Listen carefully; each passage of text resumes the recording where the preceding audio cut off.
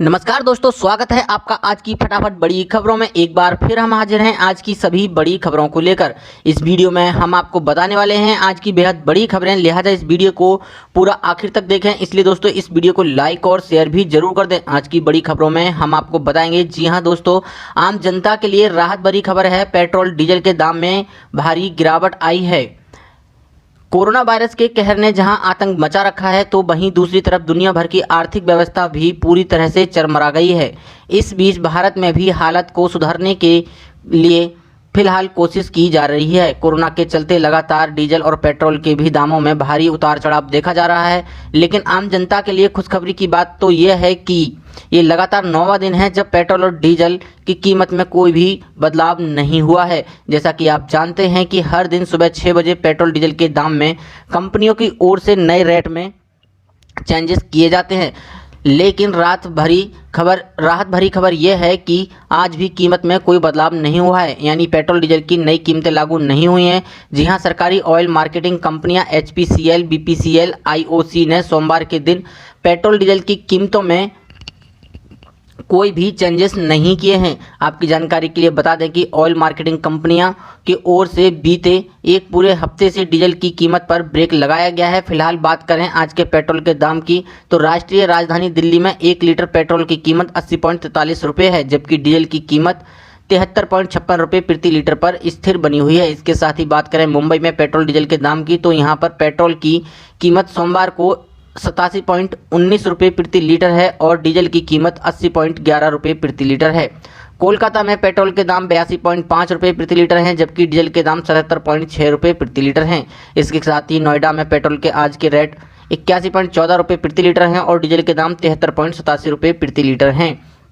जबकि बात करें गुरुग्राम की, तो यहाँ पर सोमवार को पेट्रोल की कीमत 78.79 रुपये प्रति लीटर है और डीजल के दाम 74.03 रुपये प्रति लीटर हैं। इसके अलावा लखनऊ में पेट्रोल के रेट 81.4 रुपये प्रति लीटर है, जबकि डीजल के दाम 73.77 रुपये प्रति लीटर हैं। बात करें पटना की, तो यहाँ पर पेट्रोल की कीमत 83.31 रुपये है और डीजल के दाम में 78.72 रुपये प्रति लीटर हैं। इसके साथ ही जयपुर में आज पेट्रोल के रेट 87.60 रुपये प्रति लीटर है और डीजल के रेट 82.62 रुपये प्रति लीटर हैं।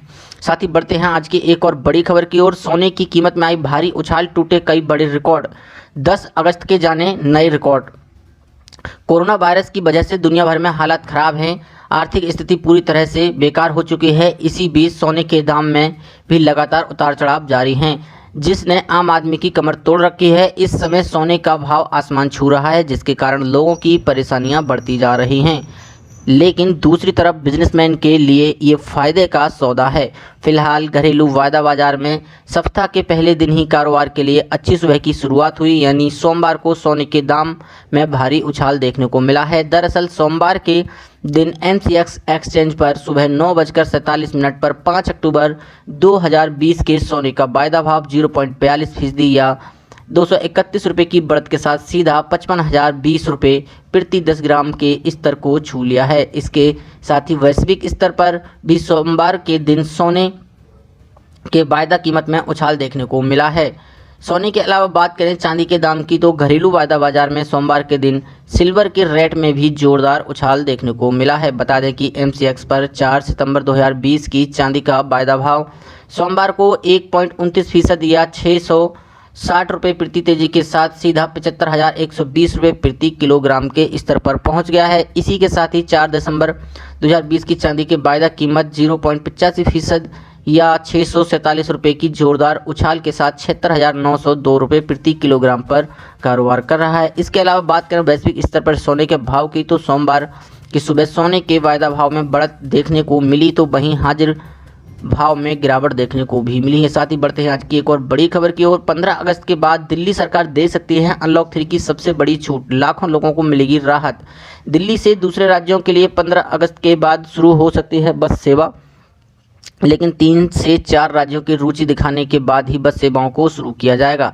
दिल्ली से दूसरे राज्यों के लिए 15 अगस्त के बाद शुरू हो सकती हैं बस सेवा। दिल्ली सरकार अंतर्राष्ट्रीय बस सेवा आरंभ करने के लिए कोरोना के हालत की समीक्षा कर रही है। हालांकि बस सेवा दूसरे राज्यों की सहमति से ही शुरू की जाएगी। दिल्ली से अलग अलग राज्यों के लिए कश्मीरी गेट, सराय काले खां और आनंद विहार से करीब 6,313 बसें चलती हैं। ये बसें उत्तर प्रदेश, राजस्थान, हरियाणा, पंजाब, मध्य प्रदेश, हिमाचल प्रदेश आदि राज्यों तक जाती हैं। इसमें से सबसे ज़्यादा बसें कश्मीरी गेट और आनंद विहार बस अड्डे से संचालित होती हैं। कश्मीरी गेट से रोजाना करीब 1,500 यात्री और आनंद विहार से करीब 1 लाख यात्री आते जाते रहते हैं। साथ ही करीब 50,000 यात्री रोजाना सराय काले खां भी पहुंचते हैं। बता दें कि प्राधिकरण ने परिवहन विभाग से ये कहा है कि जब तक बस अड्डों को नहीं खोला जा रहा है तब तक परिवहन विभाग बस अड्डों के संचालन के लिए SOP यानी स्टैंडर्ड ऑपरेटिंग प्रोसीजर बना लें। दिल्ली सरकार के एक अधिकारी से जानकारी मिली है कि अभी दूसरी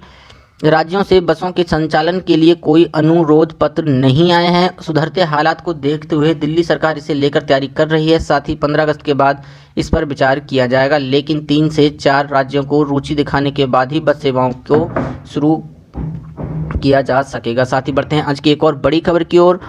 स्टेट बैंक ऑफ इंडिया में अगर ATM से निकालते हैं 10,000 या इससे ज़्यादा पैसे तो रात 8 बजे से लेकर सुबह 8 बजे तक पड़ेगी इन नंबर की ज़रूरत। सरकारी बैंक SBI ने पूरे देश में हो रहे ATM फ्रॉड को देखते हुए ATM से पैसे निकालने के नियम में कुछ बदलाव किया है। अब ग्राहकों को पैसे निकालने के लिए सिर्फ अपना पासवर्ड ही नहीं डालना होगा, बल्कि अब OTP की भी ज़रूरत होगी। यानी आप बिना OTP इसके बिना पैसे विड्रॉल नहीं कर पाएंगे।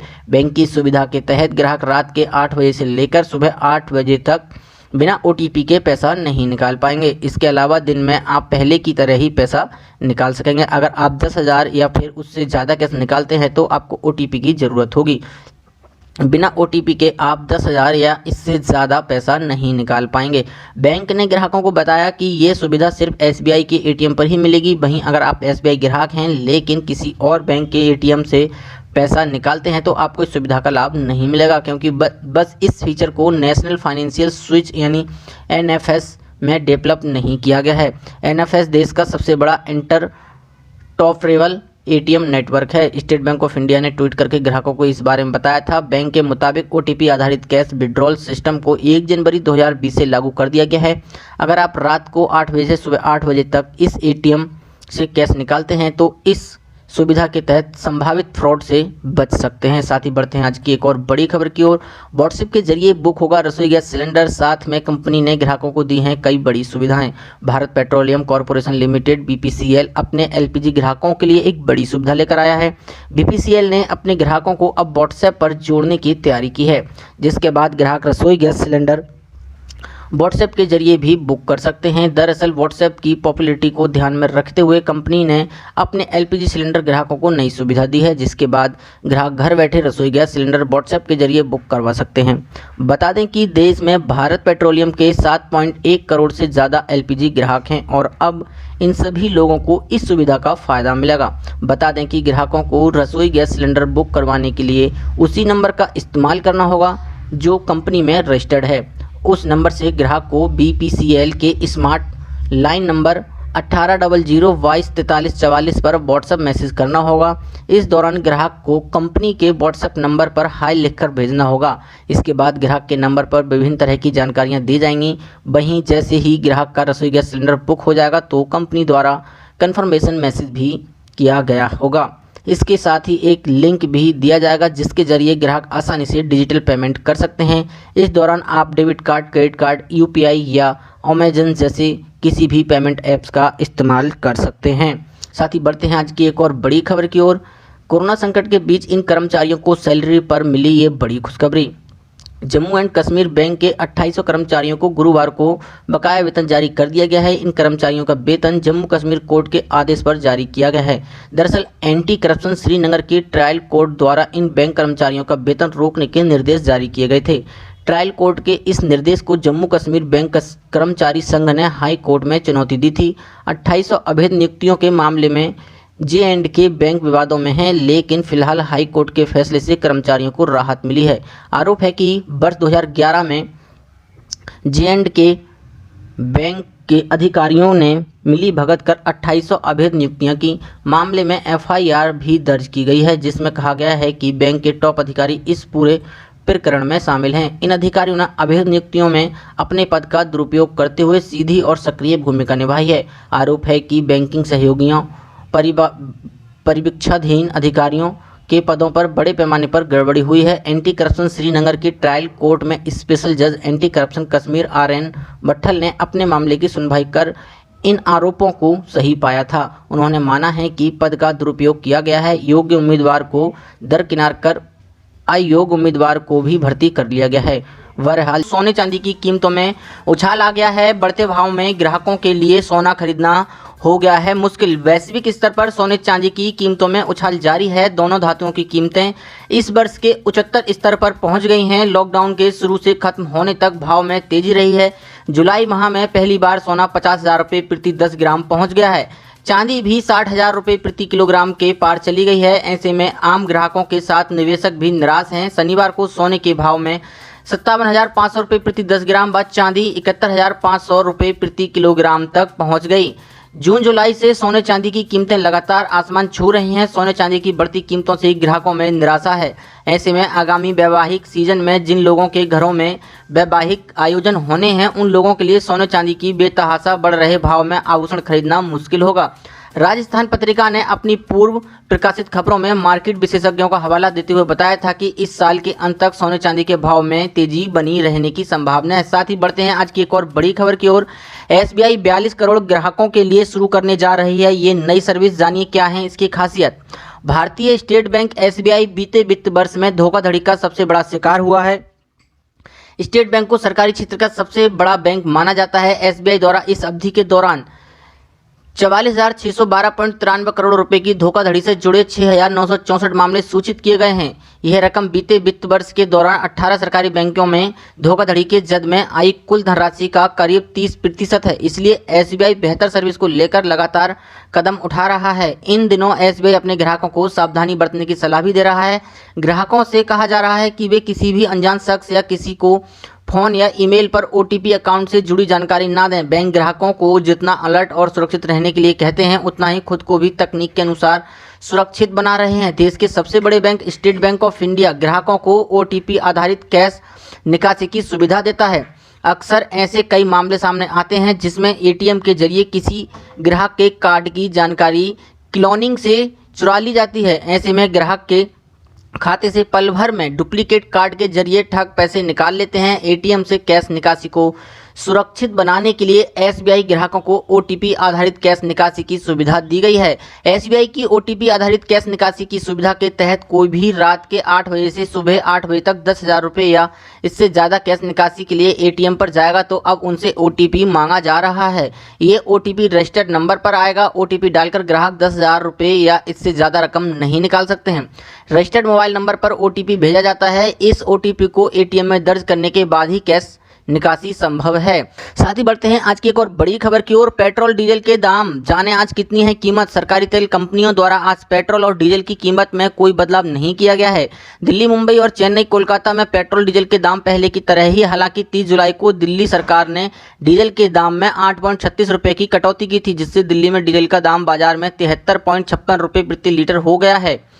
आज दिल्ली में पेट्रोल की कीमत 80.43 रुपये प्रति लीटर है, वहीं डीजल की कीमत 73.56 रुपये प्रति लीटर है। IOCL की वेबसाइट से मिली जानकारी के अनुसार कोलकाता, मुंबई और चेन्नई में 1 लीटर पेट्रोल की कीमत क्रमशः 82.05, 87.19 और 83.63 रुपये प्रति लीटर है। डीजल की बात करें तो इन महानगरों में इसका दाम 77.6, 80.11 और 78.86 रुपये है। बता दें कि प्रतिदिन सुबह 6 बजे पेट्रोल और डीजल की कीमतों में बदलाव होता है। सुबह 6 बजे से ही नई दरें लागू हो जाती हैं। पेट्रोल व डीजल के दाम में एक्साइज ड्यूटी, डीलर कमीशन और अन्य चीज़ें जोड़ने के बाद इसका दाम लगभग दोगुना हो जाता है। विदेशी मुद्रा दरों के साथ अंतर्राष्ट्रीय बाजार में क्रूड की कीमतें क्या हैं, इस आधार पर रोज पेट्रोल और डीजल की कीमतों में बदलाव होता है। इन्हीं मानकों के आधार पर डीजल पेट्रोल रेट रोज तय करने का काम तेल कंपनियां करती हैं। डीलर पेट्रोल पंप चलाने वाले लोग हैं। वे खुद को खुदरा कीमतों पर उपभोक्ताओं के अंत में करों और अपने स्वयं के मार्जिन जोड़ने के बाद पेट्रोल बेचते हैं। पेट्रोल रेट डीजल रेट में ये कॉस्ट भी जुड़ती है। साथ ही बढ़ते हैं आज की एक और बड़ी खबर की ओर। ग्रुप ए के कर्मचारियों के वेतन में 15%, ग्रुप बी के कर्मचारियों के लिए 10% और ग्रुप सी और डी के कर्मचारियों के वेतन 5% कटौती का आदेश वापस हो गया है। जी हां, जून में फैसला लिया गया था कि ग्रुप ए के कर्मचारियों के वेतन में 15%, ग्रुप बी के कर्मचारियों के लिए 10%, जबकि ग्रुप सी और डी के कर्मचारियों के वेतन में 5% की अस्थायी कटौती की जाएगी। कोरोना संकट के बीच मिजोरम सरकार ने राज्य की वित्तीय स्थितियों में मामूली सुधार के मद्देनजर सरकारी कर्मचारियों के वेतन में कटौती की अवधि को रोक दिया है। शुक्रवार को सरकार के एक आदेश में कहा गया कि जून से अगस्त तक की अवधि के लिए वेतन कटौती का फैसला अब जुलाई तक ही मान्य रहेगा, यानी कि सरकारी कर्मचारियों की वेतन कटौती जुलाई तक ही प्रभावी रहेगी। आदेश में यह भी कहा गया है कि अब कर्मचारियों को अगस्त माह से पूरी सैलरी मिलेगी। इसमें कहा गया है कि जनरल प्रोविडेंट फंड जीपीएफ खाता रखने वाले कर्मचारी अपने जीपीएफ खाते में आस्थगित वेतन प्राप्त कर सकते हैं या कैश के जरिए जीपीएफ खाते में क्रेडिट विकल्प को चुने वाले सरकारी कर्मचारियों के लिए जून और जुलाई के महीने के लिए स्थगित वेतन का पुनर्भुगतान अगस्त के वेतन के भुगतान के साथ एक किस्त में किया जाएगा।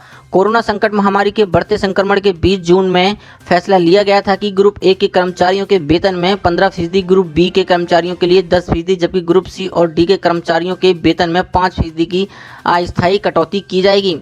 इन कर्मचारियों को भी राहत मिली है। जम्मू एंड कश्मीर में बैंक के 2800 कर्मचारियों को वेतन जारी कर दिया गया है। इन कर्मचारियों का वेतन जम्मू कश्मीर कोर्ट के आदेश पर जारी किया गया है। एंटी करप्शन श्रीनगर की ट्रायल कोर्ट द्वारा इन बैंक कर्मचारियों का वेतन रोकने के निर्देश जारी किए गए थे। साथ ही बढ़ते हैं आज की एक और बड़ी खबर की ओर। पीएम मोदी ने किसानों को दिया है बड़ा तोहफा, कृषि विकास के लिए जारी किया 1 लाख करोड़ रुपए का फंड। प्रधानमंत्री नरेंद्र मोदी ने रविवार को एग्रीकल्चर इंफ्रास्ट्रक्चर फंड के तहत 1 लाख करोड़ की परियोजना का शुभारंभ किया है और पीएम किसान योजना के तहत 8.5 करोड़ किसानों को 17,000 करोड़ रुपए की छठी किस्त जारी भी कर दी गई है। कार्यक्रम की शुरुआत से पहले ही किसानों के बैंक खातों में सुबह ही धन हस्तांतरण शुरू कर दिया गया था। इससे किसानों में खुशी की लहर दौड़ गई थी। उत्तर प्रदेश के जिला जालौन के एक किसान प्रवीण ने बताया कि उनके पास सुबह 9 बजे ही बैंक का मैसेज आया कि उनके खाते में पीएम किसान योजना के तहत 2,000 रुपये जमा किए गए हैं। इससे सरकार की तत्परता और किसानों के प्रति प्रतिबद्धता साफ झलकती है। इस कार्यक्रम में लाखों किसान सहकारी समितियां, देश भर में लाखों नागरिकों ने वीडियो कॉन्फ्रेंसिंग के जरिए भाग लिया। कृषि एवं किसान कल्याण मंत्री नरेंद्र सिंह तोमर भी इस अवसर पर मौजूद थे। केंद्रीय मंत्रिमंडल ने एग्रीकल्चर इंफ्रास्ट्रक्चर फंड के तहत 1 लाख करोड़ रुपए फाइनेंसिंग सुविधा को अपनी मंजूरी दी है। इस फंड का इस्तेमाल पोस्ट हार्वेस्ट मैनेजमेंट इंफ्रास्ट्रक्चर और कम्युनिटी फार्मिंग असेट जैसे cold storage, collection centres, processing unit आदि का निर्माण में किया जाएगा। इससे किसानों को अपने उत्पादों का बेहतर मूल्य प्राप्त करने में मदद मिलेगी। साथ ही 1 लाख करोड़ रुपए की राशि विभिन्न वित्तीय संस्थानों की मदद से उपलब्ध कराई जाएगी। 12 सरकारी बैंकों में से 11 ने पहले DCFW के साथ समझौता ज्ञापन पर हस्ताक्षर कर चुके हैं। परियोजना को व्यावहारिक बनाने के लिए लाभार्थियों को 3% ब्याज राहत और 2 करोड़ रुपए तक की क्रेडिट गारंटी दी जाएगी। इस योजना के लाभार्थियों में किसान PSC marketing, cooperative societies, FPO, SHG, joint liability group, multipurpose cooperative society, agri startups और सेंटर स्टेट एजेंसी या स्थानीय निकाय द्वारा समर्पित पब्लिक प्राइवेट पार्टनरशिप प्रोजेक्ट शामिल होंगे। 1 अक्टूबर 2018 को शुरू हुई प्रधानमंत्री किसान सम्मान निधि योजना के तहत 9.9 करोड़ से अधिक किसानों को 75,000 करोड़ रुपए से अधिक का प्रत्यक्ष लाभ प्रदान किया जाता है। इस योजना के तहत आधार से जुड़े लाभार्थियों के बैंक खाते में सीधे पैसे जमा किए जाते हैं।